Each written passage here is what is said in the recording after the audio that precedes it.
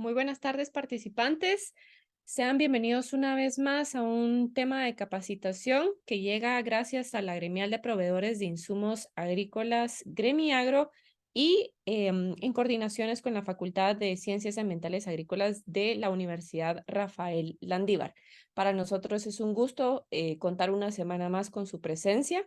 El ingeniero Rossi será quien estará a cargo de la capacitación del día de hoy. Como siempre, pues siéntanse en confianza de poder dejar sus preguntas o sus comentarios tanto en la bandeja de preguntas y respuestas como en el chat. Esto está abierto para que sea un canal de comunicación entre nosotros durante la capacitación. Y al final de la ponencia del ingeniero Rossi, pues nosotros tendremos el espacio para resolver todas sus dudas. Bueno, sin más, ingeniero Rossi, sea usted bienvenido una vez más a este espacio.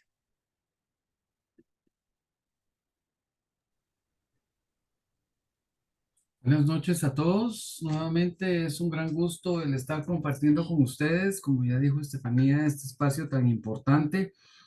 Y esta vez nos reúne un grupo de temas nuevos que tienen que ver con la importancia de la salud del suelo y cómo se pueden integrar todos los elementos que son indispensables para lograr este gran objetivo. Entonces, son un grupo de capacitaciones relacionadas a este tema y el día de hoy pues trataremos el módulo que se llama Función, Fertilidad y Salud del Suelo.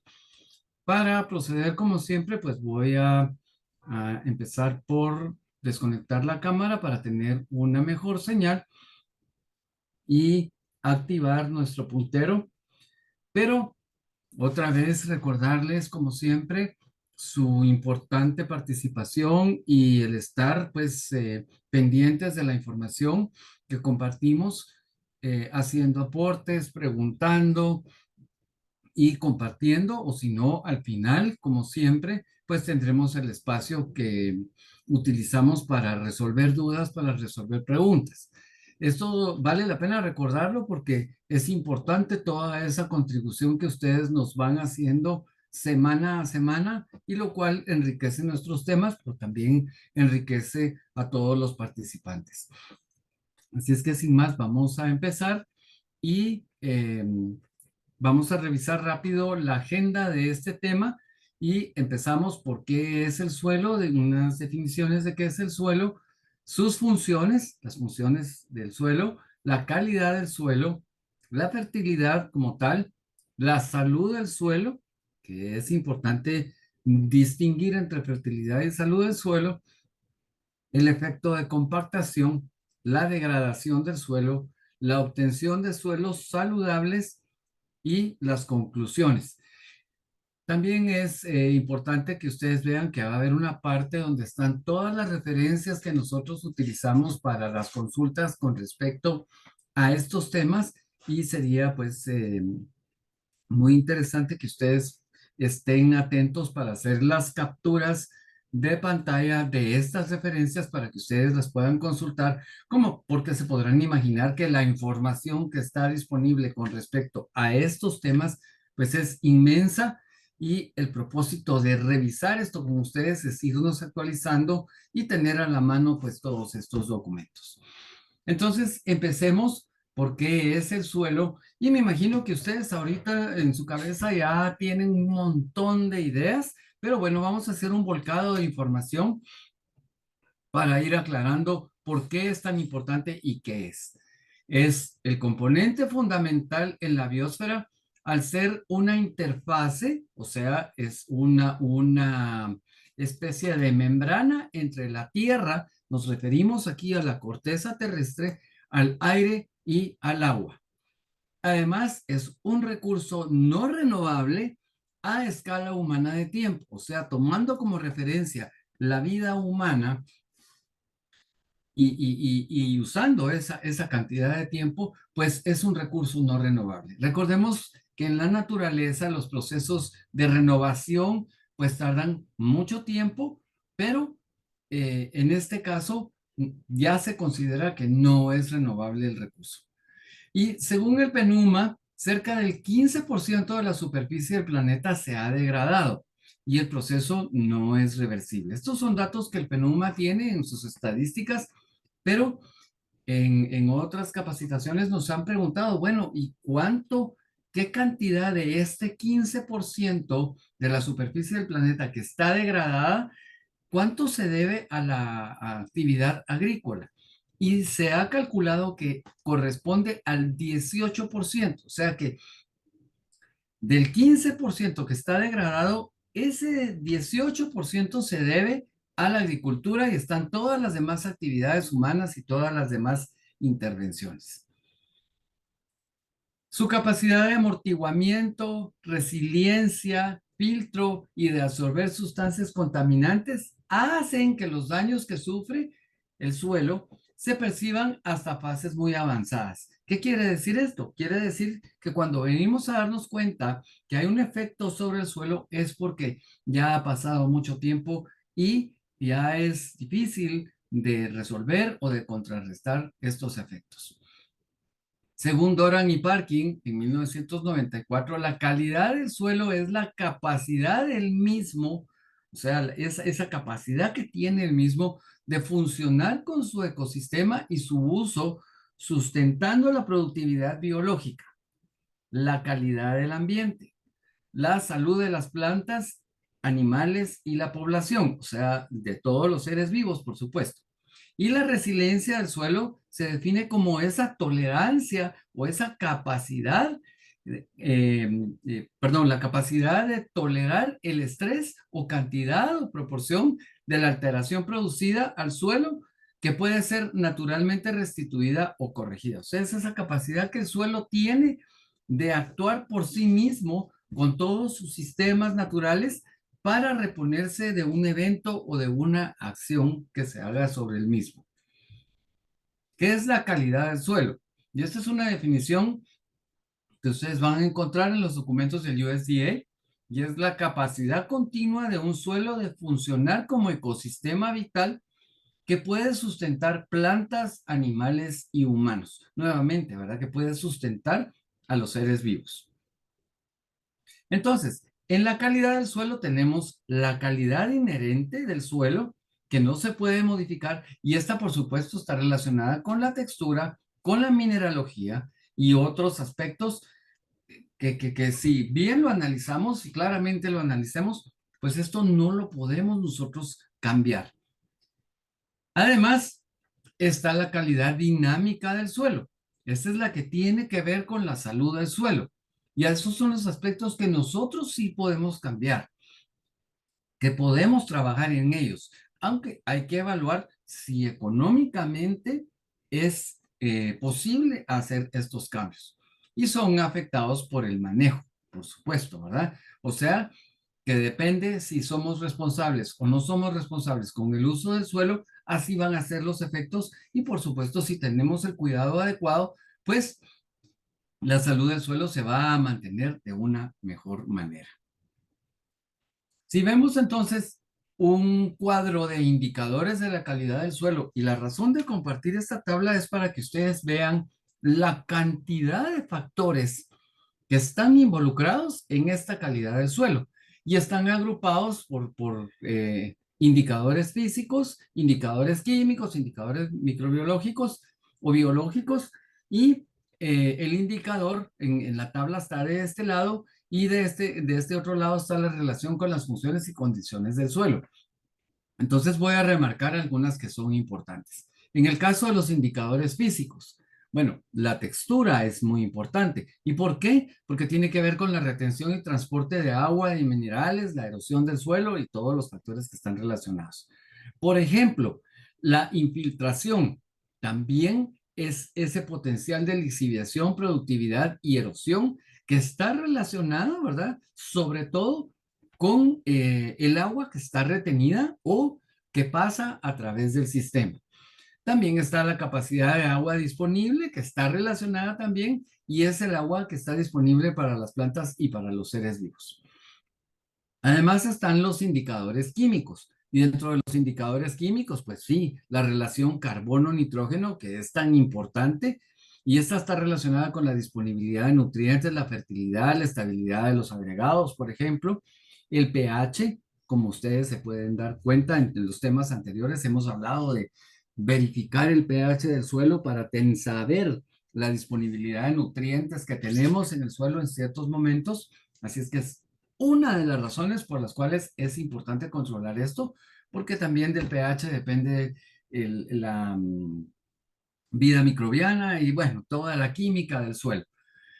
Luego está la conductividad eléctrica. Recordemos que la conductividad eléctrica lo que controla o mide es en sí la cantidad de cargas positivas o negativas que están disponibles en el suelo, esa estabilidad. Y esto va a tener que ver con la actividad microbiológica y de las plantas, límites de crecimiento para plantas de actividad microbiana. O sea, esto es muy importante medirlo, ese potencial eléctrico. El nitrógeno, el fósforo y potasio extraíbles, que tiene que ver con la disponibilidad de nutrientes. Por supuesto, también están los demás nutrientes. La capacidad de intercambio catiónico o SIC, que conocemos, ¿verdad? Que es ese almacenaje y liberación, retención de nutrientes para las plantas. Y esto, la capacidad de intercambio catiónico, está relacionado directamente con el pH. Entonces, ustedes se dan cuenta, los indicadores químicos, aquí pues hay un resumen. Estos también son terriblemente importantes. Además están los indicadores biológicos que tienen que ver pues con la parte viva del suelo. Está el carbono y nitrógeno, que la relación carbono y nitrógeno dependiente de la biomasa microbiana, que obviamente tiene que ver con la actividad biológica, el flujo de nutrientes, el potencial catalizador microbiano, la reposición de la relación de carbono y nitrógeno o del carbono y nitrógeno como tales, el nitrógeno potencialmente mineralizable, la respiración microbiana, que es un índice de la actividad microbiana dentro del suelo, la abundancia y diversidad de la fauna del suelo, que es importantísimo controlar. No solo debemos controlar la cantidad de nutrientes, pues, sino que tenemos que estar revisando precisamente este aspecto. Y por supuesto también están los indicadores de relieve, la pendiente, la orientación del terreno, la altitud, la unidad geomorfológica. Esto nosotros pues prácticamente no lo podemos cambiar. Pero si ustedes se dan cuenta, aquí hay 4 grupos de factores, grandes grupos de factores que tenemos que tener en cuenta para evaluar cómo está la calidad del suelo, o sea que podemos medir, que podemos tener parámetros que nos van a servir también para llevar un control. Veamos entonces ahora un poquito sobre las funciones del suelo. Y obviamente se nos ocurren un montón, pero de las principales, sostiene el crecimiento y diversidad de plantas y animales, aportando el medio físico, químico y biológico para intercambios de agua, por supuesto, de aire, gases, ¿verdad? Nutrientes que están presentes, energía, que recordemos que en el suelo hay flujo de energía tanto entrando de la energía solar, o sea, la que proviene por radiación solar, pero también está la energía que está contenida en el suelo y que viene por fluctuaciones del centro de la Tierra. O sea, esa energía también está disponible. Todo esto lo podemos medir, lo podemos cuantificar, así es que es importante que lo tengamos presente. También el suelo regula la distribución del agua con flujos de infiltración y escorrentía. Aquí es donde está importante ese indicador de la cantidad de agua que se retiene, de la cantidad de agua que pasa a través de la cantidad de agua que está disponible para las plantas y los microorganismos. Controla los solutos, o sea que en el suelo también está ese control de los solutos, o sea, todos los materiales que se pueden solubilizar en la solución del suelo, y valga la redundancia, incluyendo, perdón, gas nitrógeno, fósforo, otros nutrientes, pesticidas y compuestos disueltos en esa agua, en esa solución. También almacena y regula la liberación de nutrientes de los ciclos de plantas y otros elementos. O sea que el suelo también tiene esa función dentro de las mismas estructuras que están presentes en el suelo, y me refiero a materia orgánica, a los componentes arcillosos, a dónde hay facilidad o no hay facilidad de almacenar cationes o cargas, ya sea positivas o negativas. Actúa como filtro para proteger la calidad del aire. Recordemos que hay aire que está ingresando al suelo, pero también hay liberación de gases que se generan o que están incluidos dentro del suelo.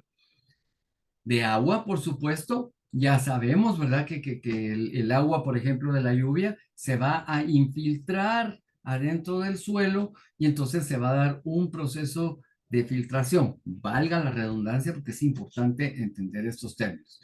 Por supuesto, otros recursos que están disponibles. También es apoyo de estructuras y alberga riquezas arqueológicas asociadas a la vivienda humana. Por supuesto que esto nos interesa muchísimo a nosotros, los seres humanos, porque apoyamos todas nuestras estructuras y contamos con un montón de riquezas arqueológicas encima del suelo. Es otra razón por la cual nosotros tenemos que cuidar nuestros recursos. Filtra, amortigua, degrada, inmoviliza y detoxifica sustancias orgánicas e inorgánicas, ambas. O sea que el suelo también interviene en todos estos procesos que están descritos aquí, ¿verdad? De filtración, de amortiguamiento, de degradación, de inmovilización y de detoxificación de estas sustancias. Ahora, ¿cuáles son las funciones del suelo para la agricultura? Pues es el soporte físico para las raíces y la parte aérea de la planta. Es el hábitat para los microorganismos, insectos y seres vivos que están presentes. Y tenemos un sistema, pues esta es una gráfica que solo está puesta aquí para que ustedes vean lo complejo que puede verse o cómo funciona el suelo como hábitat para los microorganismos y la interrelación que se da entre todos ellos. Además, sitio de almacenamiento y suministro, como ya hemos dicho, de aire, de nutrientes y de agua principalmente, pero también es un espacio, o sea que es un lugar en donde se pueden reproducir, mantener o vivir todos los seres vivos que están involucrados.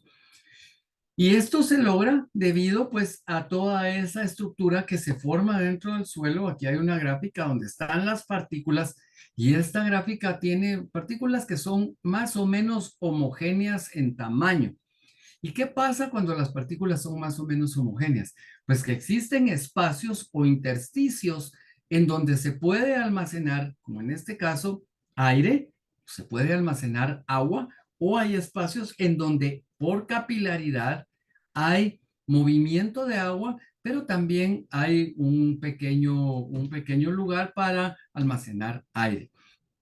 Recordemos que mientras más variable sea el tamaño de partículas, así serán también los espacios que se dan. Y mientras más grandes sean las partículas, los intersticios son mayores, es más difícil que haya capilaridad. El agua tiende a subir mucho, con mucho más problema que mientras que hayan espacios pequeñitos en donde se da la capilaridad de mejor manera.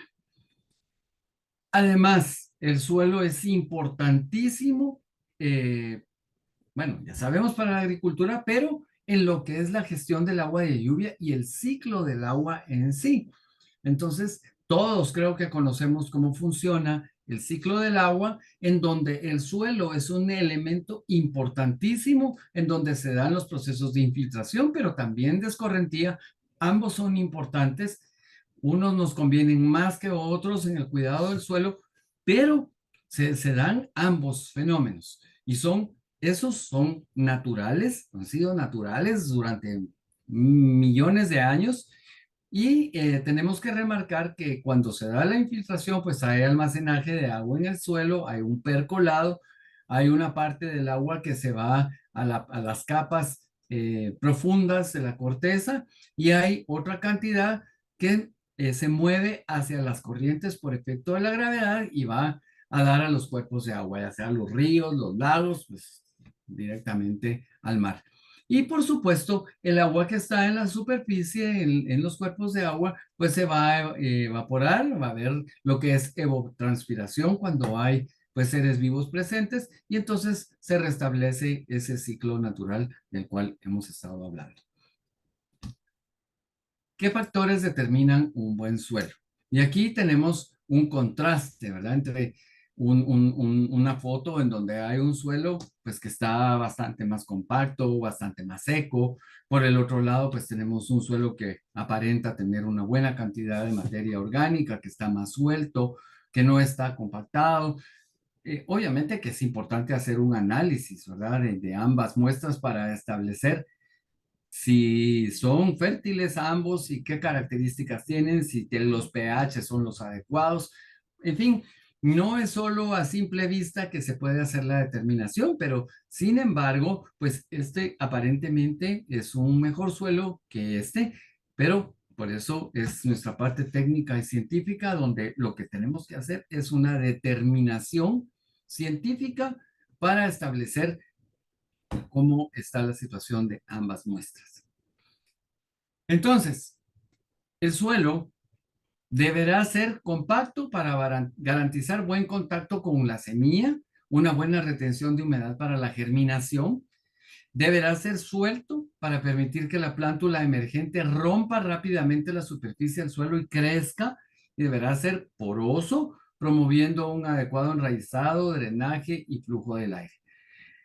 Pensemos en que en estas características debe existir un equilibrio, que creo que es la palabra mágica en todo este gran tema que hablamos de salud del suelo y por supuesto, pues la fertilidad tiene que haber un equilibrio. Entonces hablemos un poquito de fertilidad del suelo. ¿Qué es la fertilidad del suelo? Y aquí es la gran pregunta, ¿verdad? Para ir haciendo una homologación de términos.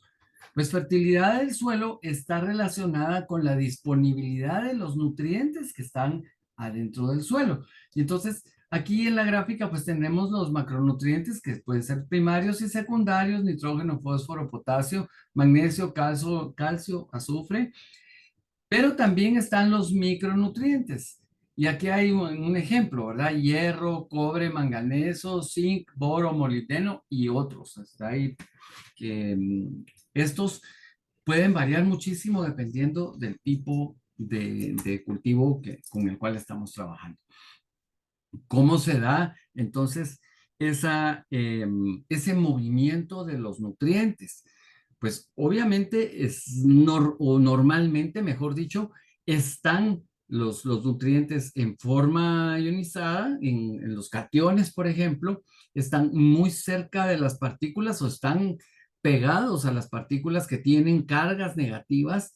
Por ejemplo, pensemos en la materia orgánica o en las arcillas, los materiales arcillosos, pues tienen grandes potenciales negativos y recordemos que los cationes pues tienen cargas positivas y cargas contrarias se atraen. Entonces, si tenemos una buena fuente de cargas negativas, aquí va a haber una alta concentración de cationes, lo cual es importante porque estos se van a ir liberando poco a poco a una solución, o sea, la cantidad de agua que hay presente en el suelo, y estos van a migrar o se van a difundir y va a haber un flujo másico que va hacia las raíces, o sea, que va a haber un movimiento hacia la raíz, que va a haber una absorción por medio de la planta, y entonces ya adentro de la raíz va a haber lo que es el transporte a la planta, a los diferentes órganos de la planta, y puede haber pues efectos de transpiración, pero recordemos que también está el metabolismo y todas las funciones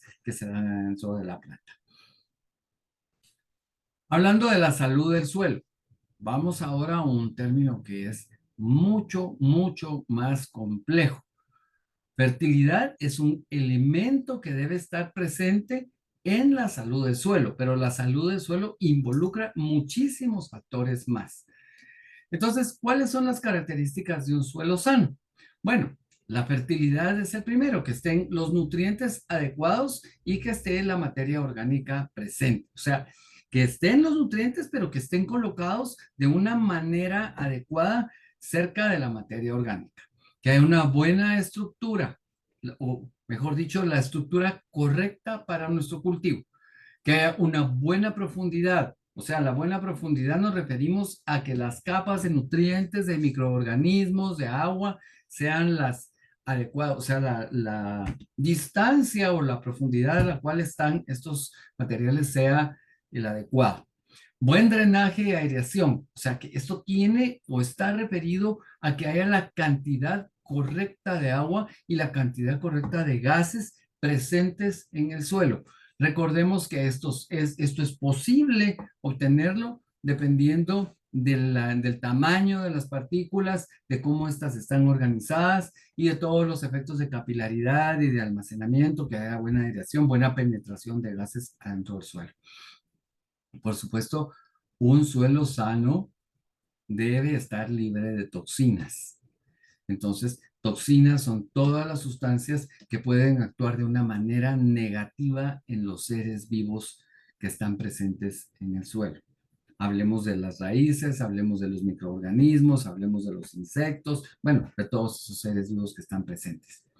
Y por supuesto, la resiliencia, que es esa capacidad del suelo de si se ve afectado por un efecto negativo, de reponerse. Pensemos en la capacidad buffer que suele tener la materia orgánica en estabilizar el pH del suelo. Bueno, eso podría ser un ejemplo de resiliencia. Además, alta población de organismos benéficos. Si no hay organismos benéficos presentes en el suelo, pues definitivamente el suelo no es sano. Baja población de patógenos e insectos plaga. Por supuesto que estos no los queremos presentes en el suelo porque van a funcionar de manera contraria a lo que nosotros necesitamos dentro del suelo. Baja cantidad de malezas. ¿Por qué es importante controlar las malezas? Porque las malezas sencillamente van a consumir los nutrientes que nosotros necesitamos para nuestro cultivo. Entonces, es importante evitar pues la presencia de malezas de esta competencia que puede de alguna manera consumir, como ya dije, los nutrientes que están destinados para nuestro cultivo. Resistente a la degradación. Y aquí esto es muy importante tomarlo en cuenta porque si cuidamos el suelo, vamos a estar pendientes de que sea resistente a la degradación. Y la degradación puede darse por erosión, por exceso de precipitación pluvial, muchísimas escorrentías, ¿verdad? Lavado, no solo erosión, o sea, desgaste en sí del suelo, sino que lavado de nutrientes, arrastre de nutrientes, sequías extremas. Recordemos que la sequía es enemiga nuestra y no solo por nuestros cultivos, sino que también por los microorganismos. Si se mueren los microorganismos y los insectos que están adentro del suelo, pues de nada nos sirve que haya suficientes nutrientes porque no se da todo ese efecto bioquímico adentro del mismo. Compactación por maquinaria. O sea, si hacemos demasiado trabajo con maquinaria, y aún aquí podríamos poner, ¿verdad? Por seres vivos o por ganado, pues si hay demasiada, esto puede contribuir a un deterioro del suelo y entonces ya no tenemos el suelo sano que tanto estamos luchando por. Y hay otro montón de factores, pero creo que es importante que mencionemos estos porque estos vienen a ser los principales. Ahora bien, esta es la diapositiva insignia del grupo de presentaciones a las cuales pues, ya hicimos referencia, que están relacionados con la salud del suelo, porque tenemos que pensar que un suelo saludable requiere de la integración de todo un sistema físico, de un grupo de propiedades físicas, de características físicas, de un montón de características biológicas o el grupo biológico de la vida, de la presencia de vida en el suelo, y también está toda la parte química. Si falta uno de estos, cualquiera, en peor de los casos, que falten los tres o que falten dos, nuestro sistema de suelo está totalmente desequilibrado, no es un suelo sano, no es un suelo adecuado, entonces estamos bastante mal.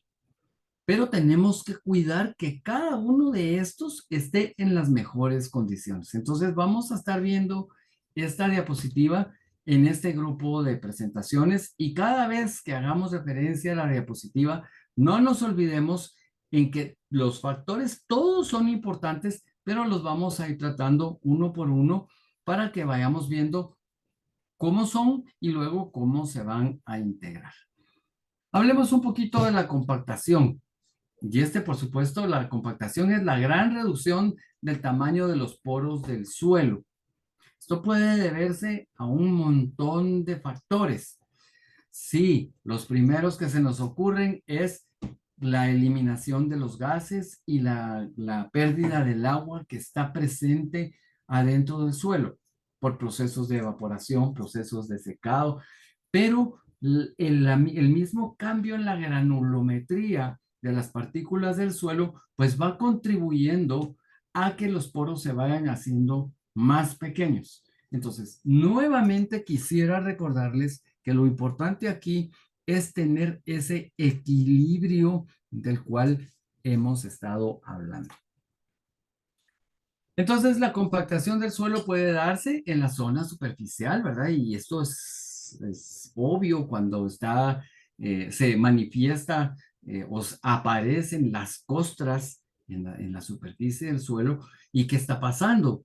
Que se está sellando la capa superficial del suelo debido a esa cercanía de las partículas, del aglutinamiento de partículas. Entonces, es ya mucho más difícil que el agua ingrese, que los gases ingresen porque esta capa es dura, es prácticamente sellada y entonces ya no hay compactación. Pero también hay compactación en la zona de flujo y también hay compactación en la zona del subsuelo. Cada una de estas compactaciones pues tiene sus efectos, tiene sus características. Recordemos que si se da una compactación en esta parte, pues empieza a haber una gran acumulación de agua y eso puede ser peligroso porque entonces ya no tenemos flujo, ya no tenemos control y esto puede causar efectos en el desarrollo de las plantas. Cuando hablamos de la compactación en la franja de labrado, esta puede deberse a tráfico con equipo pesado y labranza en suelos mojados, baja adición de materia orgánica. O sea que aquí ya prácticamente nos están dando las respuestas para evitar esa compactación en la franja de labrado. Compactación en la superficie, formaciones de costras, excesiva labranza, adición insuficiente o pérdida de materia orgánica. Entonces, esto también es importante tomarlo en cuenta, ¿verdad? Porque cuando hay compactación en la superficie, el proceso de germinación se vuelve muy complicado para la plántula salir, pues es un gran esfuerzo y en algunos momentos, pues esto no se da. La dureza de la superficie y el subsuelo. Y aquí inmediatamente ven ustedes, pues, los penetrómetros, los equipos que se utilizan para medir precisamente la dureza del suelo. Tal vez algunos de ustedes los han usado, los han visto, pero es importante tener ese control. Lo menciono porque en una de las capacitaciones con las cuales pues, hemos tenido experiencias y sobre todo compartiendo con agricultores, nos han dicho que cuando no se cuenta con este tipo de equipos, pues se puede improvisar, perdón, un penetrómetro que puede ser hasta una plomada que se deja caer desde una altura regular y se mira cuánto se introduce la plomada al caer al suelo. Bueno, eso es una manera fácil de tener una referencia. No es una medida, pero por lo menos es una referencia para ver cómo está esa dureza del suelo. Entonces, es la medida de la resistencia a la penetración. Se usa el penetrómetro, como ya mencioné, por supuesto, con mucho cuidado a que esté calibrado, que tenga una escala adecuada, que se revise periódicamente para ver que este está funcionando correctamente. Y medir en el suelo una capacidad de campo 1 o 2 días después de la lluvia. La medición a 2 profundidades, pero se puede medir horizonte por horizonte. O sea, de ahí hay algunas recomendaciones. ¿Cuál es el efecto de la compactación en las raíces? Pues el crecimiento de raíces se restringe seriamente arriba de 300 psi, 300 libras por pulgada cuadrada, y eso es igual a 2,06 megapascales. En la superficie, entre 0 a 15 centímetros de profundidad, la dureza deberá ser menor a 150 psi, alrededor de 1,03 megapascales. Y en la profundidad, de 15 a 46 centímetros, la dureza en suelos debería ser para los arcillosos menor de 200 psi, francos menor de 250 psi y arenosos menor de 280 psi. Si hablamos un poquito de la degradación del suelo, todos los efectos que tienen que ver con esa degradación del suelo. Entonces, ¿qué es el proceso de degradación del suelo? Este se puede deber a la labranza intensiva, insuficiente adición de residuos, poca diversidad, suelos expuestos, disminución de materia orgánica, erosión y compactación del subsuelo, puede ser, ¿verdad? Rompimiento de agregados. Recuerden tanto que nos cuesta que se formen los agregados por acción de microorganismos, por acumulación de materiales importantes, desarrollo de estructuras. Si se rompen los agregados, pues estamos perdiendo eso que tanto ha costado lograr. Superficie se compacta y hay formación de costras, que esto desaparece cuando se da la degradación del suelo. Se disminuye la infiltración y aumenta la erosión por el viento y el agua. Esto también es importante remarcarlo. Se pierde más materia orgánica, nutrientes y suelo superficial. Perder materia orgánica, ya saben ustedes lo desastroso que puede ser. Y por supuesto, atado a la pérdida de materia orgánica está la pérdida de nutrientes relacionados, ¿verdad?, con la capacidad de intercambio catiónico y todos esos efectos. Encharcamientos, humedad constante, pero menos almacenamiento de agua, ¿verdad? Porque la humedad está constante, pero en las capas superficiales, no en el interior donde nos interesa. Menos raíces, menor acceso a nutrientes por las plantas, menos diversidad microbiana y más enfermedades. O sea que el encharcamiento puede hacer este tipo de cuestiones. Reducción en rendimientos. Pues obviamente si se degrada el suelo, pues la manera en cual, una de las principales maneras en las cuales nos va a afectar a nosotros es en la reducción de los rendimientos de nuestros cultivos, cosa que no nos interesa. Yo creo que nadie cultiva para tener menos producción. ¿Cómo construir o propiciar un suelo saludable? La gran pregunta del millón. Yo creo que a estas alturas, pues ustedes ya tienen un montón de conceptos refrescados o tal vez algunos nuevos que nos sirven para ver cómo podemos construir ese suelo saludable. Entonces, obtención o desarrollo de suelos saludables, pues primero proteger la superficie del suelo. Y hay diferentes maneras. Es necesario el control de la erosión del suelo causada por viento y agua. Eso es importante. Podemos tener mantillos, que es la capa superior de materiales que cubre la superficie del suelo, que reduce la evaporación superficial en el suelo y conserva más humedad para uso de las plantas. Esto es una buena manera de evitar esa evaporación del agua que tenemos dentro del suelo. Uso de cultivos cobertura y mantillo como aislantes también funcionan como aislantes, no solo para evitar evaporación, sino que también para controlar la temperatura y evitar grandes variaciones de la misma. Recordemos que si el suelo se calienta muchísimo, pues los primeros afectados son los microorganismos, está la evaporación del agua y todos los fenómenos que hemos estado mencionando. Funcionamiento adecuado de la red alimentaria del suelo cuando no está sujeta a condiciones extremas de temperatura y humedad. Bueno, esto es obvio, ¿verdad? El cultivo de cobertura mantillo protege de lluvias a los agregados del suelo, disipando la energía de las gotas. O sea que la energía de las gotas no impacta directamente sobre el suelo. La erosión por viento y agua, como ya lo habíamos mencionado. Pérdida de oxígeno y de agua. Se evitará que las finas partículas de arcilla sellen la superficie del suelo, reduciendo drásticamente la infiltración del agua y el intercambio del oxígeno.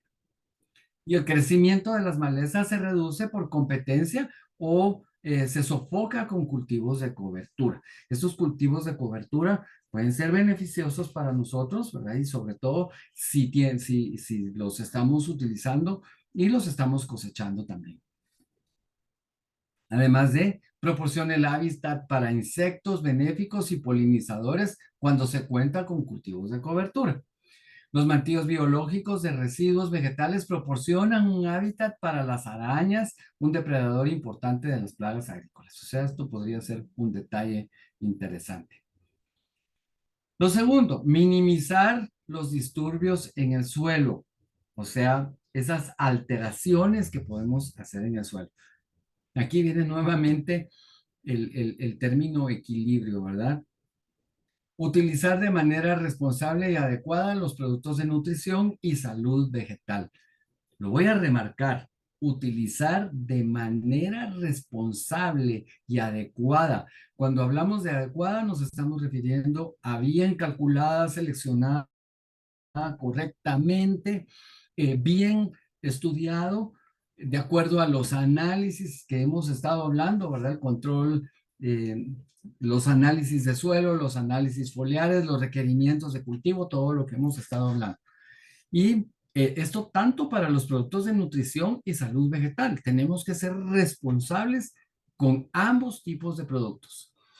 Y con respecto a la cantidad, la concentración, la dosis, la especificidad, ¿verdad? Y otros aspectos que hay que tomar en cuenta, que ya hemos hablado varias veces, reducir la labranza a nivel estrictamente necesario de adicionar materia orgánica en forma regular y controlada. Esto de adicionar la materia orgánica en forma regular y controlada es que lo tenemos que monitorear también. Tenemos que ir viendo el cambio de nuestra materia orgánica y mantener ese famoso 5% que se da en promedio, debe estar presente en nuestro suelo para garantizar todos esos aspectos de los cuales ya hemos hablado. Diversificar cultivos. Esto es importante. Cada especie vegetal proporciona un conjunto único de exudados radiculares. Y estos exudados radiculares van a contribuir a mantener esa estructura química en el suelo. Bueno, no solo la estructura química, sino también nuevamente el equilibrio microbiológico. Estos albergan una comunidad microbiana con algunos miembros únicos, por lo que una comunidad diversa de plantas en la superficie proporcionará una comunidad microbiana muy diversa en el suelo. Esto es lógico, ¿verdad? O sea que dependiendo del cultivo, también así va a depender la cantidad de microorganismos que tenemos presentes. Pero dependiendo de los microorganismos, también vamos a tener la facilidad o el tipo de cultivo o propiciar el tipo de cultivo en la superficie. Con la rotación de cultivos o rotación de cultivos en callejones, en huertos, se puede imitar la diversidad original de las plantas que beneficia la red alimentaria del suelo. Estas ideas las estamos compartiendo porque son muy importantes que se evalúen y que se use de ellas para aprovechar los sistemas biológicos que funcionan y han funcionado desde que el mundo es mundo y ha sido el sistema natural de resiliencia del suelo. Se mejora la infiltración de agua y el ciclo de nutrientes, reduciendo enfermedades y plagas. Para cultivos perennes es necesario rotar cultivos de cobertura en callejones de huertos porque ayudarán a garantizar la ecología saludable del suelo, ayudará a prevenir la acumulación de patógenos en el suelo. Ok, punto número 4, plantas y raíces vivas continuas en el suelo. Usar cultivos de cobertura evita la exposición del suelo a la atmósfera y que la microbiota se exponga a situaciones de escasez de nutrientes, o sea que se pierdan esos nutrientes durante los barbechos o las preparaciones cuando se hacen cultivos anuales. El suelo sin cobertura no recibe exudados de las raíces y se limitan a la disponibilidad de nutrientes a la comunidad microbiana del suelo. Integración ganadera. Y por favor tomen nota, ¿verdad? En lo que, mientras que sea posible. Esta permite integración sinérgica de animales, plantas y suelo, que ha sido una situación natural por milenios. El ganado convierte los residuos de cultivos anuales de alto contenido de carbono en material orgánico con bajo contenido de carbono y alto contenido de nitrógeno, por lo cual es importante. El estiércol es beneficioso para el suelo, pero aquí tenemos que hacer la observación de que ese estiércol debe tratarse y de integrarse al suelo cuando ya ha pasado por un proceso de degradación y de maduración. Esto hay que tomarlo en cuenta porque para evitar los problemas de acidificación, de aumento de temperatura, proliferación o eliminación de microorganismos, variaciones en pH, etcétera, todo lo que ya hemos hablado, es necesario que ese estiércol se haga el compost y que se maneje de una manera controlada y regulada aplicado al suelo. Algunos cultivos de cobertura se pueden pastar sin daños. Y fíjense lo que dice aquí, algunos. Al integrar ganado en forma cuidadosa en las tierras de cultivo, se va a poder reducir la presión de las malezas, ¿verdad? Por el mismo consumo de las mismas, reducir el uso de herbicidas. Como ustedes se dan cuenta, pues le dimos una gran vuelta al tema de toda la importancia que tiene el analizar lo que es la fertilidad y lo que es la salud del suelo. Esperamos que ahora ya tengamos un refrescamiento o una buena idea de cuáles son todos los factores que hay que tomar en cuenta, enfocados precisamente en el equilibrio, en el uso correcto, adecuado, calculado, responsable, científico, técnico, medido, bueno, yo no sé qué montón de adjetivos más puedo agregar para remarcar en que tenemos que tener cuidado qué vamos a aplicar al suelo, tanto los productos de protección vegetal como los productos, sobre todo, ¿verdad? Los productos de nutrición vegetal y obviamente revisar todas las demás condiciones, las cuestiones químicas, las cuestiones físicas, las cuestiones microbiológicas, que ahorita pues solo las tratamos así a grandes rasgos, pero que poco a poco, después de tratar los temas, pues vamos a ir viendo estos detalles y podemos ir ya sacando todas nuestras conclusiones.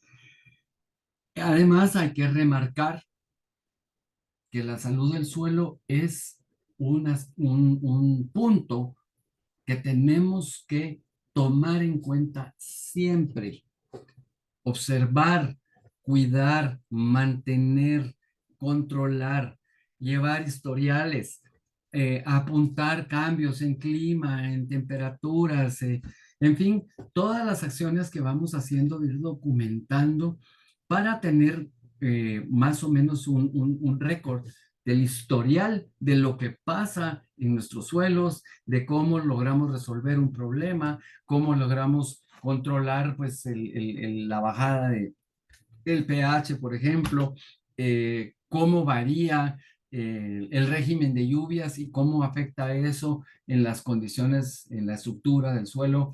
En fin, es una serie de aspectos que tenemos que analizar y sobre todo llevar ese control, llevar esos récords de los cuales pues se habla o son necesarios para tomar decisiones y ver qué pasa cuando adicionamos cierta cantidad de, por ejemplo, de nutrientes y cómo reaccionan nuestros cultivos, qué resultados se han tenido. En fin, esto no es un punto fácil, es un punto bastante complejo y nuevamente pues hay que remarcar que por eso la agricultura es una ciencia y es un arte que requiere de muchos conocimientos, pero sobre todo requiere de pasión y requiere de mucho interés y de mucho cuidado.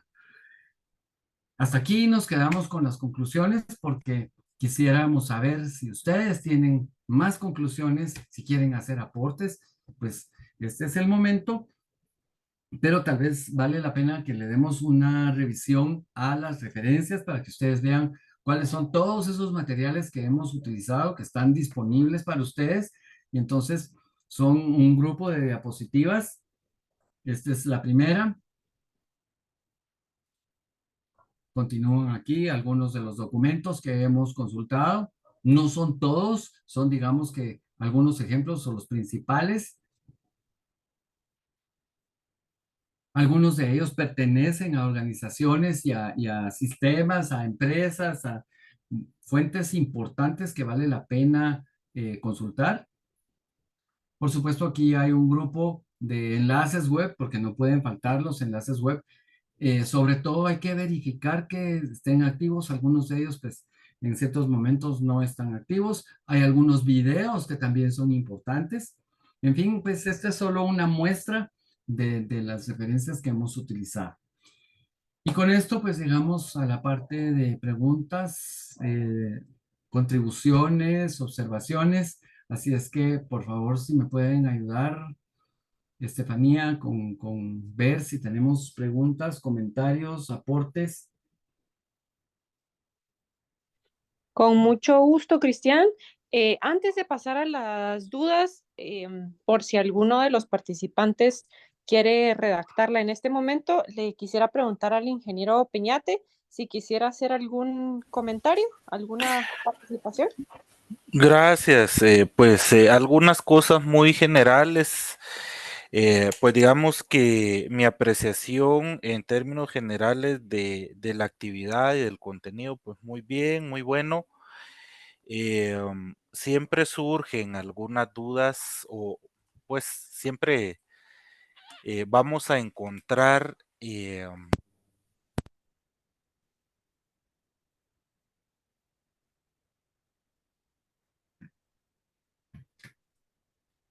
Perdón, Luis, no te oímos.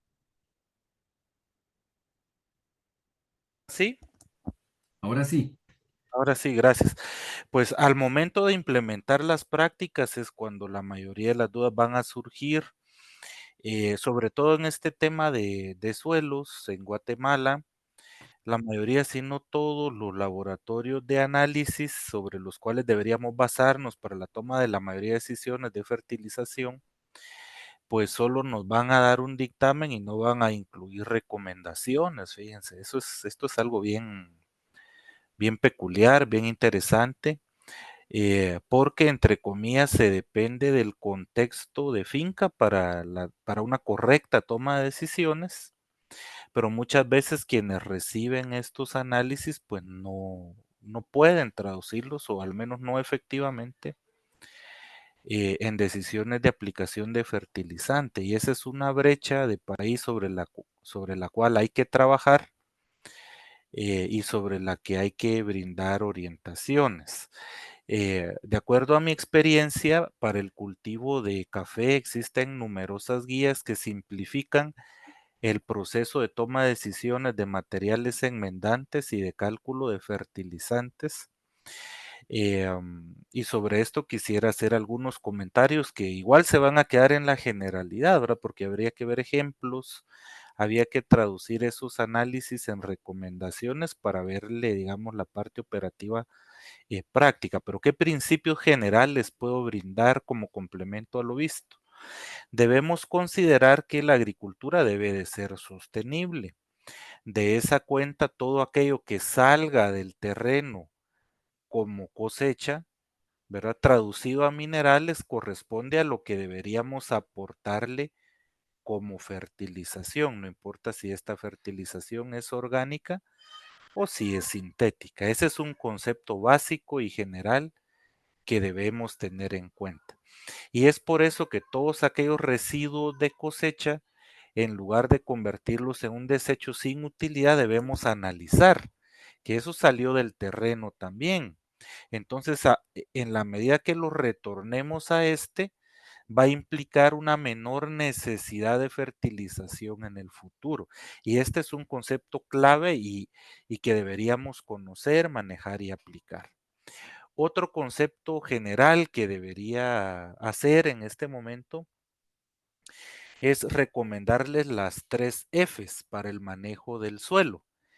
Un buen suelo, un suelo adecuado para un cultivo es un suelo fresco, fértil y flojo. Fresco, pues creo que lo abordó excelentemente Cristian, ¿verdad? Hablando de que los efectos que tienen sobre todo las altas temperaturas. Aquí no hablamos de bajas temperaturas porque estamos en los trópicos, ¿verdad? Pero en otras latitudes igual, tanto arriba como hacia abajo, pues el suelo se ve afectado en su diversidad microbiana, ¿verdad? Eh, Fértil en cuanto a que sea capaz de retener los nutrientes que le vamos a aplicar, esto a través de sus arcillas y a través de su contenido de materia orgánica, que es clave, ¿verdad? Y flojo, bueno, ustedes me dirán, pero ¿cómo podemos hacer que el suelo sea más flojo, ingeniero? Eso no se puede. Bueno, sí, sí se puede, ¿verdad? A través de manejarlo con cobertura, la penetración del suelo por las raíces, una mecanización razonada y premeditada, pues contribuye a tener un suelo flojo y aparte de ello, un insumo clave en Guatemala y en general en los suelos tropicales es el yeso agrícola. El yeso agrícola se calcula para enmendar los suelos en función del porcentaje de arcillas. Ese porcentaje de arcillas, lo voy a colocar aquí en el chat, pues se multiplica, voy a colocarlo porcentaje de arcillas multiplicado por una constante que es 0.924. Esto implica la enmienda del suelo para que las arcillas, digamos, reduzcan la absorción entre ellas, ¿verdad? Al saturarse de calcio, ¿verdad? Y de azufre, eso es lo que va, la explicación empírica que les puedo dar es como que nos tomamos las manos secas, así las intentemos separar, no se puede, pero si nos untamos de aceite y hacemos esto, los dedos se separan. Entonces el equivalente al aceite sería el yeso agrícola. Entonces cuando le pasa esto a las arcillas, el suelo se vuelve más flojo. Si colocamos el yeso sobre el cultivo, se puede hacer aún en seco, no necesita humedad, no quema, no deshidrata el cultivo, pues nos ayuda en lugares muy calientes, nos ayuda como protectante solar y cuando llueve pues ya se incorpora al suelo y pues esto aumenta la fertilidad del suelo también porque parte de la acidez intercambiable del suelo compuesta por los iones de hidrógeno y del aluminio, pues se ven desplazados por, por, por el calcio, ¿verdad? En este caso, entonces de esa manera el suelo se vuelve más fértil, ¿verdad? Y nos permite en el futuro otros minerales que vengan cuando se absorbe el calcio, pues que sean absorbidos en esos espacios que quedan libres. Entonces, eh, aquí en el chat, pues dice porcentaje de arcillas por punto 924, nos enmienda 20 centímetros de suelo. 20 cm eh, enmienda sería yeso agrícola. Bueno, entonces esos comentarios tengo en términos generales y pues uno más con respecto a los plaguicidas. Todos los plaguicidas pues tienen prescrita una vida media en suelo aeróbico. Ese valor es clave, hay que buscarlo en la literatura, en las bases de datos, es clave porque la utilización de los plaguicidas debería exceder en intervalo de reiteración su vida media en el suelo aeróbico. Le voy a preguntar a todos los presentes si pueden colocar en el chat, ¿por qué creen que este es un tip clave en el manejo del suelo en agricultura? ¿Por qué deberíamos esperar más tiempo que la vida media de los plaguicidas en el suelo? Eso está en días, ese es tiempo en días. ¿Por qué deberíamos superar ese plazo para repetir entre una aplicación y la siguiente de un plaguicida? ¿Por qué? A ver quién lo responde correctamente ahí rápido en el chat. ¿Por qué es clave este dato que les estoy dando? Y a eso será lo último que intente compartir. El ingeniero Imeri contesta porque aumenta la carga química. Correcto. Bueno, si aplicamos plaguicidas que pueden ser absorbidos en el suelo en intervalos más cortos que su vida media, se van a acumular. Y uno de los herbicidas más usados en Guatemala, por ejemplo, el paraquat, tiene una vida media de más de 300 días en suelo aeróbico, por dar un ejemplo, pues. Entonces, si usamos anualmente 2 veces el paraquat, este se va a tender a acumular porque su vida media en el suelo aeróbico sobrepasa los 300 días. Entonces, si yo lo aplico en el día 250, todavía tengo residuos de la vez anterior. Y si vuelvo a aplicar, entonces voy a ocasionar un efecto de acumulación que va a terminar por impedir el crecimiento no solo de las malas hierbas, sino de los cultivos en general. Entonces, por eso es clave ese indicador en el manejo de la fertilidad y de la gestión del suelo, para que tengamos microorganismos, insectos, anélidos, para que el suelo sea fértil realmente, ¿verdad?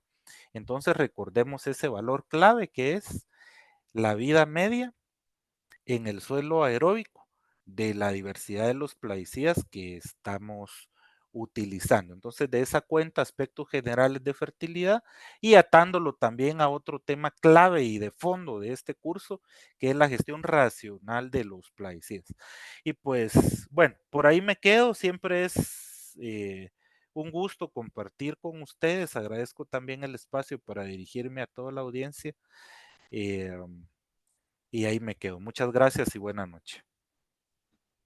Nuevamente, Luis, es un gran gusto oírte. Te comentamos que te extrañamos la semana pasada, hiciste falta. Em, Pero por supuesto que solo habría que aclarar que en una intervención tan corta como esta, pues juntar tanta información es así como titánico, pero gracias por remarcar esos aspectos que son importantísimos para complementar el tema.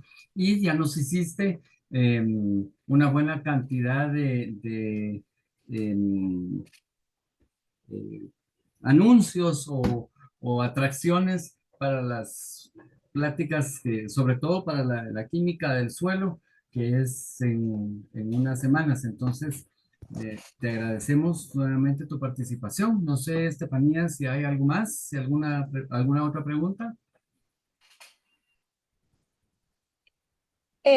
Sí, ahorita te leo la siguiente pregunta, ya que el ingeniero Peñate pues contestó la primera, que era pues básicamente cómo se baja la carga química de los herbicidas en el suelo. Vamos con la siguiente, es del ingeniero Elder Latín. Dice, en la actualidad se habla de sustratos de montaña, suelos en balance. Si se extrae para uso de cultivos, el crecimiento y desarrollo no es igual. ¿Qué pasa?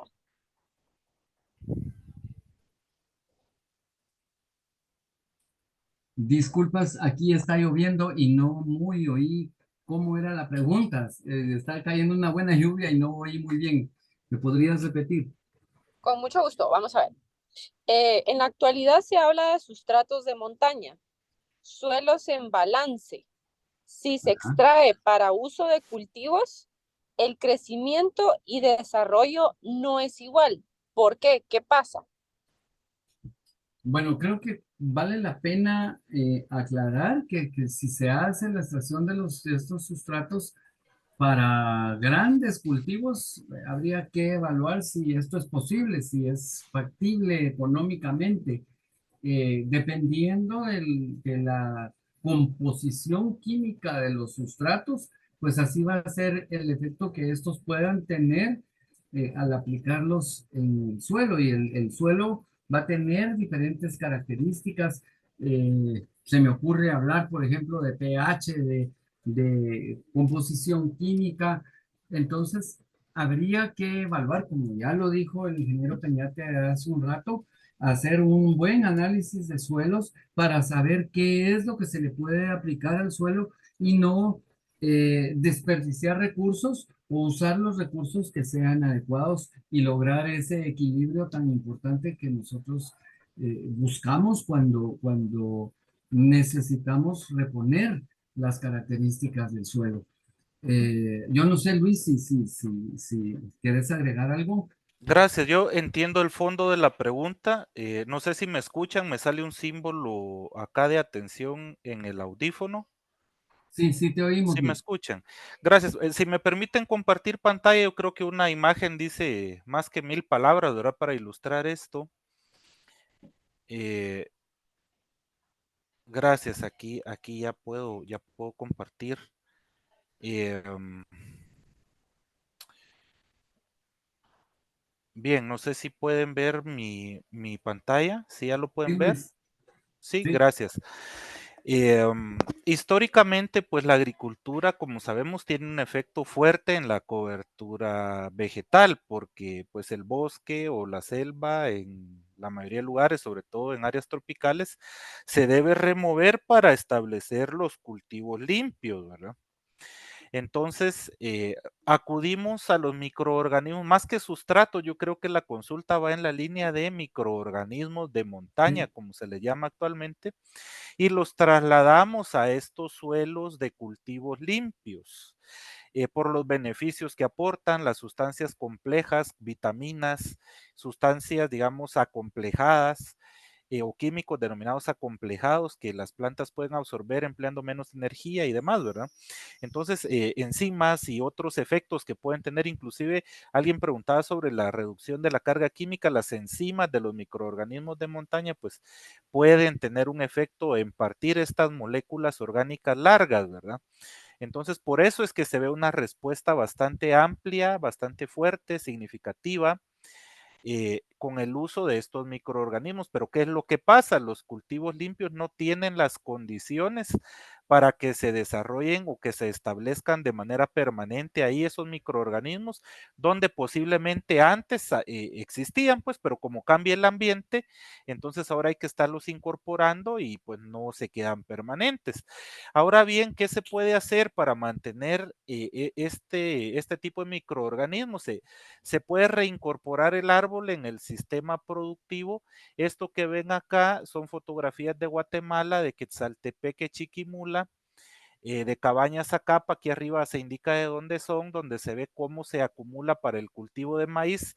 Al frente se ven áreas de cultivo limpio de maíz y acá pues se ve el cultivo de árboles para lo que se llama la fertilización vegetal a través del follaje. Esto genera una dinámica de nutrientes diferente y estos microorganismos que antes llamamos de montaña pues ya empiezan a verse de forma natural, pero es porque le restituimos al sistema condiciones para que puedan estar ahí. Voy a dejar de compartir pantalla un momento y me traslado a otra fotografía. Les voy a mostrar, nosotros pues esto lo tenemos, lo conocemos, ese sistema que se llama Kushur Room y otro que se llama Quesungual han sido desarrollados en Guatemala y son reconocidos por la FAO. Y por otros organismos internacionales y se replican. Ahora pueden ver esta fotografía. Pues esta fotografía fue justamente la semana pasada que no estuve con ustedes, esto es en Brasil. Ahí se ve una producción intensa de hortalizas. Aquí no se usan fertilizantes ni plaguicidas, solo se utiliza como fertilizante las hojas de las plantas que están ahí en el borde, que son de tefrosia, y se hace biofumigación. Acá en el borde de la misma parcela podemos ver Gliricidia sepium o madre cacao que se poda. Si se dan cuenta aquí, el tronco principal es esto, es la parte baja, lo que vemos acá y pues se poda constantemente y con eso se fertilizan los cultivos, ¿verdad? Se pasa por una trituradora solar, perdón, y se genera un material como este que se le aplica a los cultivos y pues ahí observamos estos famosos microorganismos de montaña que son tan beneficiosos para los cultivos y que actualmente pues están de moda tanto en la agricultura orgánica como en la agricultura, digamos, convencional en la que se utilizan como un insumo más. En las áreas de agricultura orgánica se generan condiciones para que se establezcan permanentemente estos microorganismos y en áreas más intensas y extensas, pues se incorporan los microorganismos a través inclusive de pellets o en área total antes de mecanizar el terreno o inclusive hasta a través del fertirriego, por ejemplo, ¿verdad? Pues con eso espero ampliar y responder sobre la pregunta que se realiza. Y pues en Brasil estas técnicas que les mostré, eso era la finca de Embrapa Agrobiología, que es una institución de investigación agrícola reconocida en todo el mundo. Uno de sus programas insignes es la fertilización vegetal, ¿verdad? Para comentarles. Solamente. Gracias, Luis. ¿Cómo vamos, Estefanía? ¿Tenemos algo más? No, pues agradecer al ingeniero Piñate por todos los aportes que nos hace y esto pues nos ayuda a enriquecer realmente el contenido de nuestras capacitaciones. Así que si no hay nada más que agregar, Cristian, ¿te gustaría agregar algo finalmente? Bueno, no, nada más que, como siempre, agradecerles su atención, agradecerle al ingeniero Peñate, a la universidad, pues este espacio para poder compartir con ustedes los temas y sobre todo, pues invitarlos a refrescar la información, a mantenernos siempre informados de todos los nuevos desempeños, desarrollos, de todo lo que se puede compartir. Y es como decimos siempre en nuestras capacitaciones, el único requisito que nosotros pedimos a ustedes es que ustedes compartan esta información y sirvan de luz para que nuestros agricultores y para que la gente que lo necesita pueda aprovechar la información. De parte nuestra, Perdonen, de parte, solo sí, consultan sobre listado de participación, alguien por acá, no sé si se va a pasar o a través de la inscripción automática, pues ya eso queda resuelto. Correcto. La inscripción es automática al momento de hacer el registro y ya con su, digamos, estadía durante el tiempo de la capacitación, de ahí tomamos la, la asistencia. Gracias. pues solo para terminar y rápidamente, pues en nombre de todas las personas que integramos el equipo de trabajo de la gremial, agradecerles este espacio, el esfuerzo y esperamos pues que toda la información compartida y que se vaya a compartir con ustedes pues sirva de luz para mejorar todo lo que hacemos en beneficio de la agricultura de Guatemala que tanto necesita que estemos pendientes y que nos orgullezcamos de todo lo que logramos con ella. Así es que de mi parte, muchas gracias. Nos vemos la semana entrante. Ha sido un gusto compartir con ustedes y nuevamente pues ha sido un gran gusto ver a Luis compartiendo con nosotros. Así es que de mi parte, gracias Estefanía por el espacio. Así es que nos quedamos pendientes. Ok, bueno, pues feliz noche a todos. Muchas gracias por su participación. Gracias al ingeniero Peñate por sus aportes, al ingeniero Rossi también por la ponencia. Y nada más, como les mencionaba hace unos minutitos, recordarles que el tiempo que ustedes permanezcan dentro de la capacitación, por ejemplo, hoy más o menos llevamos una hora y cuarto de capacitación. Entonces, quien cumpla con todo ese tiempo acumulado es quien va a obtener finalmente el diploma, ¿verdad? Esa es su asistencia. Sin más, entonces quedamos pendientes para el próximo miércoles con un nuevo tema de capacitación. Para nosotros es un gusto y siempre los invitamos a que nos sigan en nuestras redes sociales o bien que nos escriban por nuestro correo electrónico. Que tengan muy buena noche. Gracias.